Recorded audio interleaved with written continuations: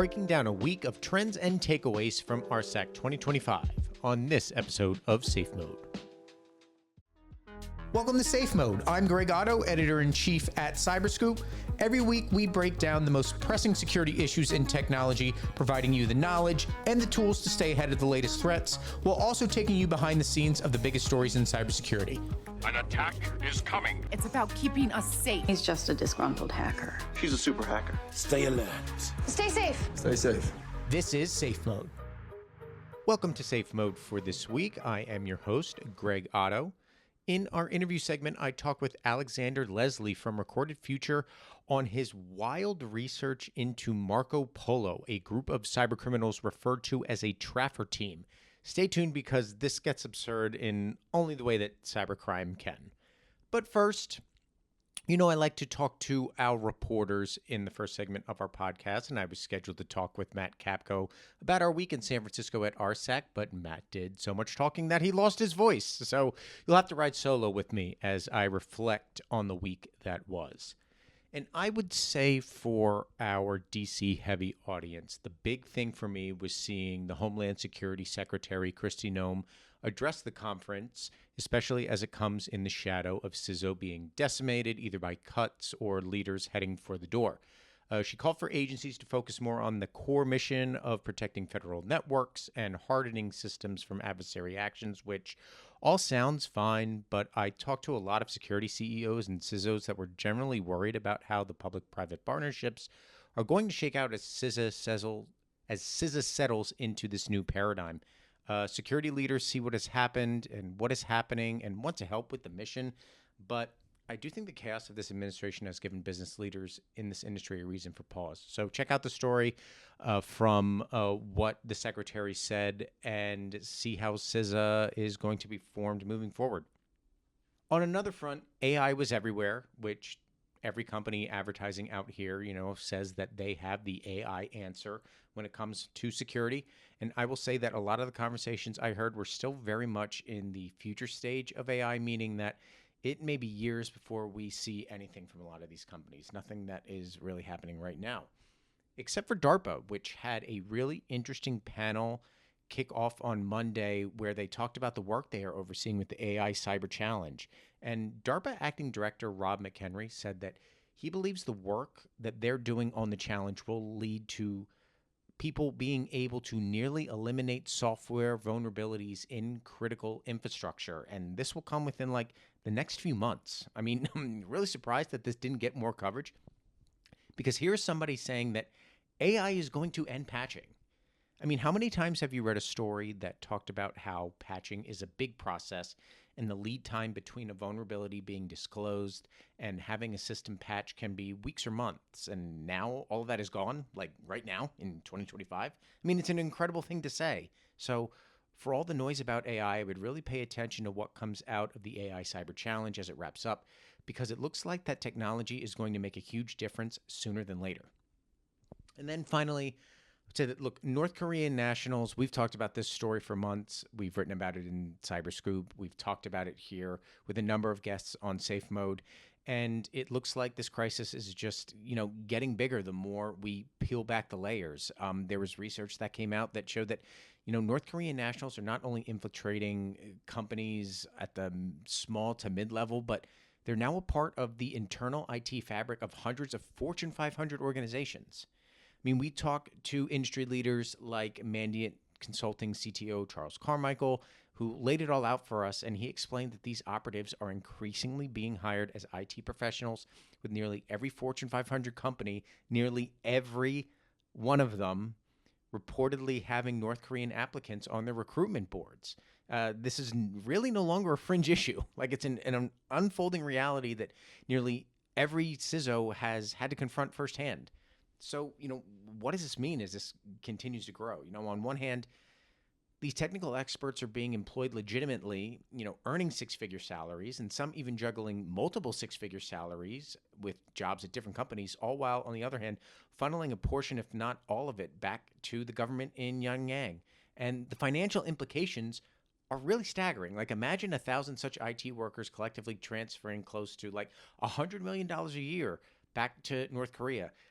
That's the kind of money that North Korea needs to fuel their state operations, given all the sanctions that have been levied against them.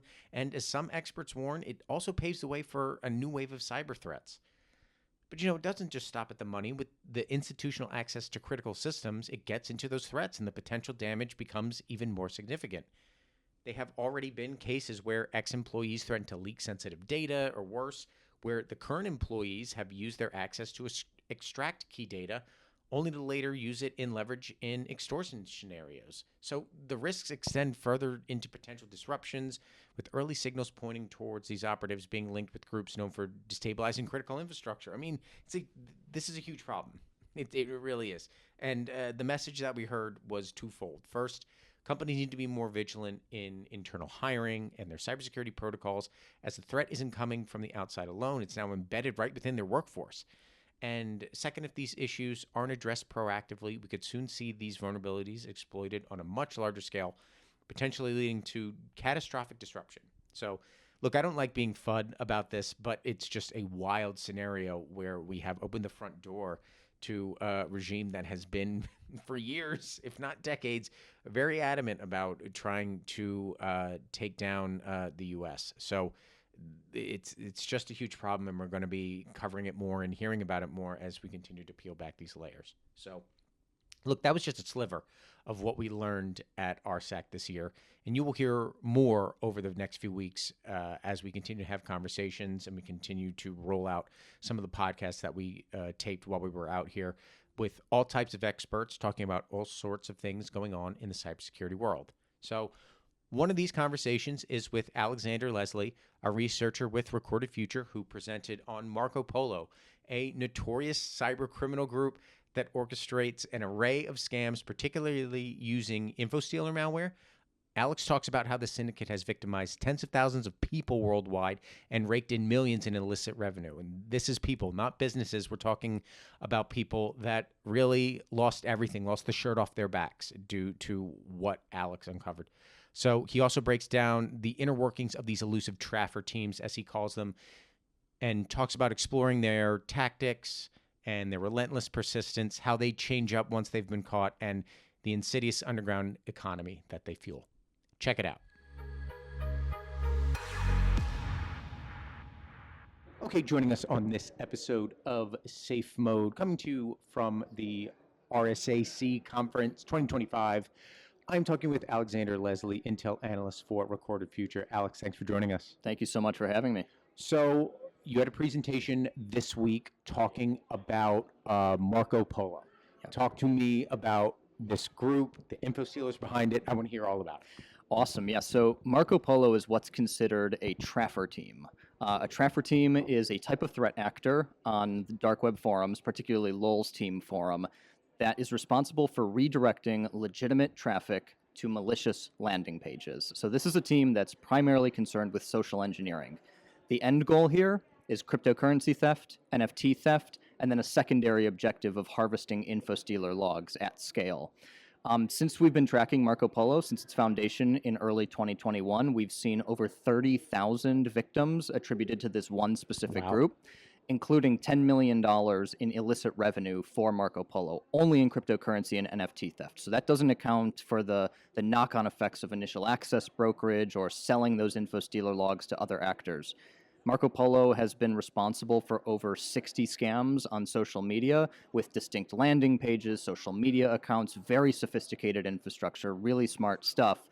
And they're only one of dozens of traffer teams active on dark web sources. So the point of that presentation really was to bring the industry's awareness to these smaller groups, these groups that are not reported on, groups unlike ransomware groups that are in the news every single day that are causing mass human suffering around the world. So that $10 million in illicit revenue I talked about is mostly from private individuals. It's not from enterprises. It's not from organizations. These are people's life savings that are being lost. These are people's livelihoods, years and years of investment and trading, collecting NFTs, minting NFTs, all down the drain. And these are individuals that are being affected by it. So the human suffering, the scale is worldwide. Victimology is mostly based in North America and Europe, but this is a worldwide threat. And we're seeing at least over 3,000 affiliates within Marko Polo itself Again, one team out of dozens on the dark web. So if we count for other groups that we have reported on at Recorded Future, groups like Crazy Evil, that's another couple thousand affiliates that are doing the same kind of thing. This is a massive ecosystem. It's huge. It's resulting in hundreds of millions of dollars lost per year, affecting private citizens and ruining their livelihoods. So a lot to unpack there. Yes. Let's just start. How did you even start tracking these groups? Because like you said, it's not a ransomware group. They're not trying to go out there and cause havoc and go after enterprises. They're going after individuals. Yep. So what led you to go, okay, this is something that I definitely want to dive into? Yeah, so the scope of the investigation was actually really interesting. We found them by coincidence. We were looking through scam reports on social media. We were looking to malware that was uploaded to Recorded Future Triage or Malware Intelligence. We were seeing various infostealers spreading on social media through spear phishing lures that people were posting publicly. They're like, hey, this fake job recruiter reached out to me for a software development opportunity at an online game. And when I downloaded that game, again, don't download things that you get in your DMs on social media. Probably a bad idea. Yeah, probably a bad idea. But once they downloaded that game, they found out that they were infected with an infostealer and their cryptocurrency wallets were drained. And these reports were coming in like crazy at the end of 2023, early 2024. Okay. So one specific scam that we were tracking that wasn't attributed to Marko Polo at the time was a scam called Astration, which claimed to be a Web3-based MMORPG. It was targeting cryptocurrency influencers, cybersecurity professionals, software developers, streamers, and we're like, wow, these are really tech-savvy people that are being targeted in something that's kind of untraditional, right? You don't really see tech-savvy people like cybersecurity professionals being targeted with spear phishing links. So like anecdotal fallacy for a second, we were like, oh, sounds like North Korean IT workers, right? We're like, this sounds like state-sponsored activity. It's very strange. But we were going through like the packet capture logs associated with the infostealer infections. We were going through the landing pages, and we found something really interesting in that network traffic data. And that was Marko Polo had made a massive operational security mistake. Their name, Marko Polo, was listed in plain text in the communications with the command and control infrastructure of these infostealers. There's always a slip up, isn't there? Always you never catch the smart ones, so to speak, because in this specific case, we're like, oh, Astration. We see the build ID. It says Astration. This was Atomic macOS Stealer specifically. There's Marko Polo's name right in the HTTP post request. And we're like, oh, okay, so that's really interesting. We didn't know who Marko Polo was at the time. We start seeing Astration go down and other scams come up, things like Dust Fighter and Crypterium World. It was all the same kind of lures. It was these fake games that were reaching out to professionals, asking for job interviews. We identify GitHub accounts associated with this activity. We see fake meeting software popping up, targeting professionals. So Vortax was a big one that we wrote on. Every single time that Marko Polo had issued a new scam and a new infostealer payload, their name, plain text in the command and control infrastructure. So like, oh, we clearly have someone named Marko Polo. We were going through our dark web collections and we saw there's a group on Lulz Team forum named Marko Polo that claims to be a crypto scam gang. We're like, okay, we're not going to do kind of congruence bias at the moment and say, okay, this must be Marko Polo there.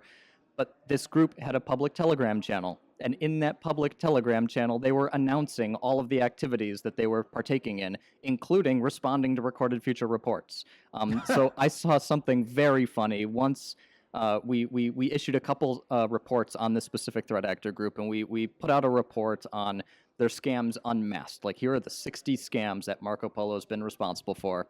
And about 10 minutes after that report went out, in the public Telegram channel, one of the affiliates said, "Chat, are we cooked?" and posted and posted the report. It was the funniest thing I've ever seen, and everyone went nuts. The channel was hemorrhaging affiliates. People were like, "That's it. Yeah, like, we are cooked. We are cooked." Right. It was like 3,200 members in the channel went down to 750 overnight. It got locked down.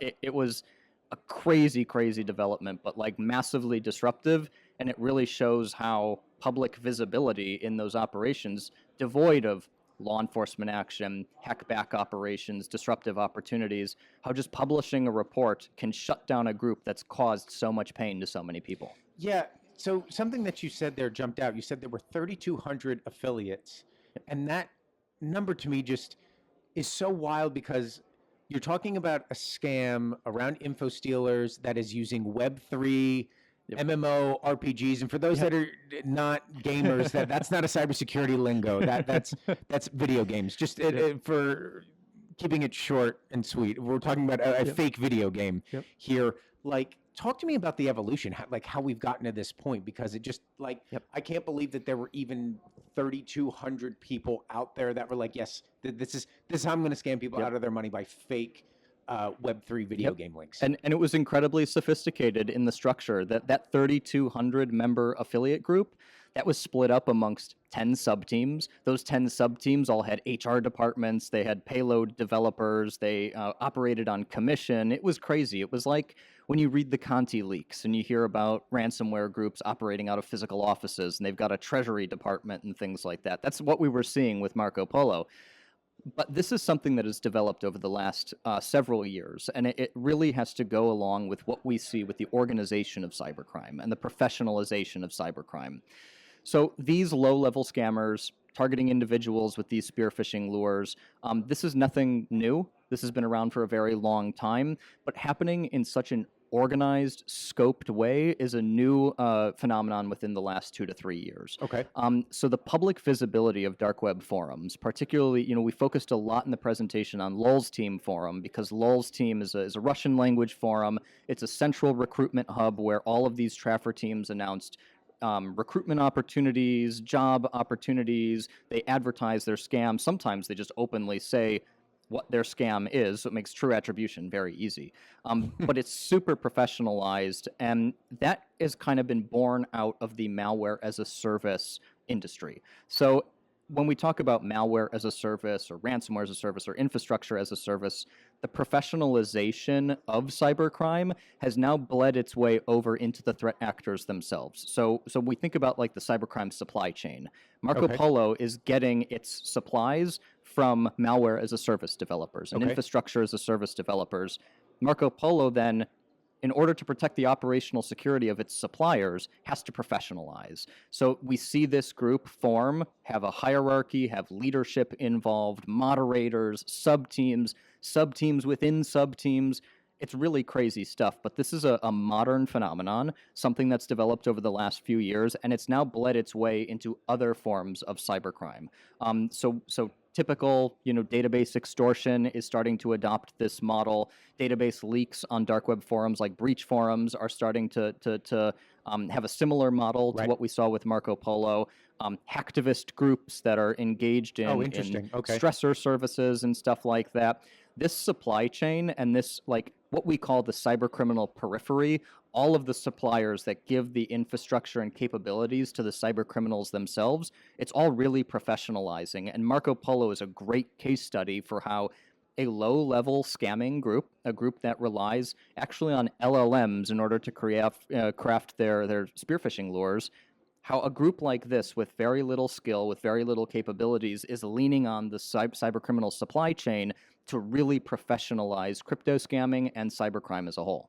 So there's another level of things that I want to unpack there. First, you said this term traffer team a couple times. Is that a relatively new term? I've just never personally heard that term. So I'm wondering, for those out there that are like, what is he talking about? What are you talking about? It's become newly popularized. So this is a term that's been around for over 10 years. It primarily was associated with things like black hat SEO poisoning, poisoning ads on Google results or Bing results, because the whole point of a traffer team is to get traffic. Now, what that traffic means could mean different things to different teams. It could mean directing traffic to a credential harvesting page. It could be directing to a watering hole attack, to an adversary in the browser attack, or it could be redirecting them to a landing page that serves infostealer malware, like we see with Marko Polo. Traffic is really just the basis of how a traffer team operates. They are social engineering experts. They are usually non-native English speakers, so they rely on translation tools or LLMs in order to craft their messages. But these traffers are responsible for victim engagement. So they will conduct reconnaissance on potential targets that they want to scope out. They will scope the operation. So they'll say like, oh, we'll only be active on this landing page for a month. They will set all of those parameters, and then these traffers will engage with the victim and get that victim's traffic to go to a landing page. Got it. So the professionalization of this group, I'm wondering, because you talk about their use of infostealers, are they developing their own infostealers, or because I could see it going one of two ways, where this is a professional group where it's almost like, forgive me, B2B sales, where it's like, let's go get some other tool that somebody else has built, or is it professionalization in the idea that, oh, if we're going to be taken seriously, we need to build our own stuff? So it is almost entirely, like you said, B2B sales. It is relying on third-party suppliers.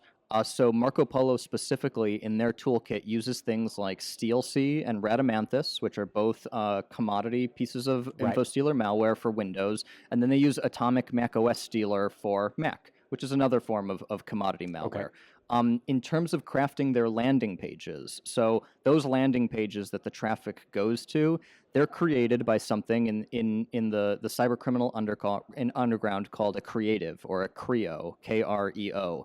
Those creos are responsible for creating websites for the traffer team specifically, and then that creo makes a commission based on the sales and based on the professional, like this professional model of redirecting traffic there, and then they make a commission on it. That's, I mean, it's just the modern economy, the modern information economy flipped on its head, particularly for crime. Because you say that Creo, I just think, oh, that's just a creative design agency.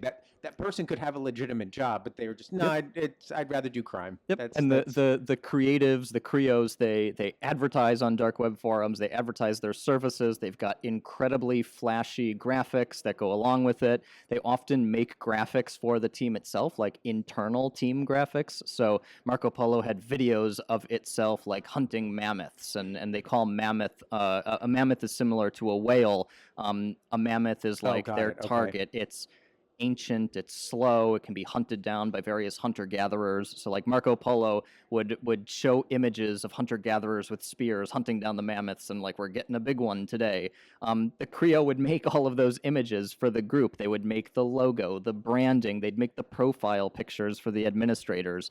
It really was the most insane thing to see this outsourced in real time.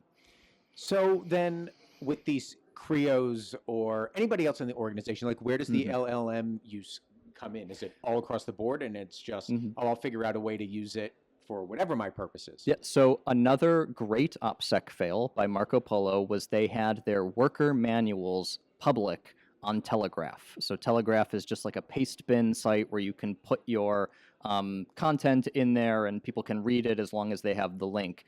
The manuals for those affiliates were made public, and they were leaked out to all of the affiliates. So you click on the manual, and the very first thing it says is, be careful. If you don't speak English, use ChatGPT to create your phishing lure. Here are a couple examples of prompts that we have used in English and Russian so that you can craft your phishing lure. And it's like, hello, my name is Dan. I work for this company. Can you please send me your resume? And if I think your resume is good enough, I will send you an application. I want you to test it. And of course, the application to be tested was an infostealer. Right. So it's really unbelievable to see them kind of fall back to the lowest common denominator use of ChatGPT and LLMs in general. Like, we've been scared for so long as an industry about the use of AI for malicious purposes, and generally speaking, we don't see a whole lot of that, but we do see it in the phishing and in social engineering. And in this specific case, Marko Polo was telling its workers, hey, I know you don't speak English well. If you're targeting cybersecurity professionals, software developers, gamers, they're going to recognize spelling mistakes, they're going to recognize weird grammar, they're going to recognize issues with punctuation. Use an LLM to craft your phishing lures. It's literally on the first page of the Marko Polo worker manual. So with everything that this group is doing, you said earlier that after your report came out, the ranks fell from 3,200 to 750. Are they still active? Like, has there been any law enforcement, whether it's been U.S., Interpol, I don't know, pick the country. Has there been any real movement on trying to shut down the group for good? So there's been no movement on behalf of law enforcement action, but we have seen some really interesting industry and internal disruptive efforts within Marko Polo since all of this information became public. So when these reports became public, obviously we saw that hemorrhaging of affiliates, and we saw some internal drama and arguing and fighting, and people were leaving, and sub-teams were like, I'm going over to this traffer team because I trust them more. So we saw all of that happening. A couple of days later, after our reports dropped, a post came through on the Telegram channel that said, Marko Polo, the administrator of the group, is retiring from cybercrime forever. And we're like, okay, but, and all the affiliates said the same thing. And it's like, well, if you're Marko Polo controlling the channel, how are you speaking in the third person that you're retiring forever? It was very funny to watch happen. But it was like, oh, we're retiring forever, and we're rebranding, and we're coming back with new scams like they always do, that are exactly the same. Well, the big OPSEC mistake they made, again, is they rebranded all of their scams, all of their landing pages, changed the names of it, changed the color palettes, but used the same exact hosting infrastructure as they did the first time. So the second that stuff came up, you just went to the same domain, you saw the same infrastructure for not only the staging domains for the malware, but the command and control infrastructure. They didn't change anything. So it was immediately detected, we immediately alerted on it, we immediately reported on it, and shortly thereafter, something else very interesting happened is in the channel, in the Telegram channel, all of these new landing pages went down, and a post came through and it said, one of our developers have exit scammed us for $2 million. I was waiting for the exit scam. And we're like, oh no, the exit scam happened. Like, what's going to happen now? So the exit scam happens, and we're like, oh, this is the group is done for good, because once an exit scam happens, like that's pretty much it. Trust is the most important thing within the as a service cybercriminal business model. If you don't have trust, especially among your affiliates, you're going to collapse in on yourself like a dying star. Like that's just, it's what's going to happen. So the group shut down, they closed all of their channels, and then a couple months later, we see a channel pop up called 0 Day Team. And there's nothing in it. There's no posts, there's nothing of interest. And then a video comes through, and it's like Marko Polo has become 0 Day Team. And it's this crazy, we've rebranded. It's this crazy, goofy video with this insane EDM music in the background. Well, why and it's like, like, I would expect it at this and it's like the logo of Marko Polo, and it was like Marko Polo, and then an X crosses through it, and then 0 Day Team comes up. 0 Day Team pretty much has done nothing since the time that this has happened, since late 2024. There have been some reports and some suggestions and interviews with other threat actors like EncryptHub, which is another infostealer operator. It operates an infostealer called ficklestealer. There's been some interest from those kind of groups in joining Marko Polo or now 0 Day Team, but we haven't seen this manifest in any concerted way, in any substantive campaign that's caused the level of suffering that the original Marko Polo operation did. But this is typical of cybercriminal groups of all kinds. Ransomware groups, we see this all the time. Hey, they get busted, whether it's because of reporting or operational disruption or law enforcement action.